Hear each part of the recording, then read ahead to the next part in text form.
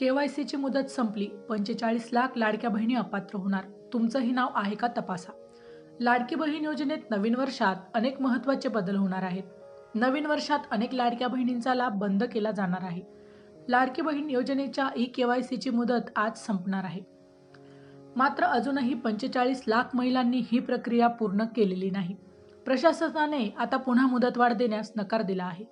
त्यामुळे यापुढे महिलांना KYC करण्यास मुदतवाढ मिळणार नाही. तुमच्याकडे आजचा शेवटचा दिवस आहे. आजच्या दिवसभरात जर तुम्ही KYC केली तर तुमचा लाभ असाच सुरू राहील. अन्यथा तुम्हाला योजनेचा लाभ मिळणार नाही. लाडकी बहीण योजनेत 7,000 सरकारी कर्मचाऱ्यांनी या योजनेचा बेकायदेशीर लाभ घेतल्याचे उघड झाले आहे. त्यामुळे त्यांची पगारवाढ रोखण्यासोबतच पैशांची वसुली केली जाणार आहे. त्यामुळे सरकारी कर्मचारी असलेल्या महिलांनी जर लाडकी बहीण योजनेचा लाभ घेतला असेल तर त्यांना चांगलाच फटका बसणार आहे. त्यामुळे महिलांकडे KYC करण्यासाठी अजून काही तास उरले आहे. लाडकी बहीण योजनेत लाभार्थी महिलांसोबत त्यांच्या पतीचे किंवा वडिलांचे KYC करणे अनिवार्य आहे. याद्वारे तुमची उत्पन्नाची माहिती मिळणार आहे. जर तुमचे उत्पन्न 2.5 लाखांपेक्षा जास्त असेल तर तुमचा लाभ बंद केला जाईल.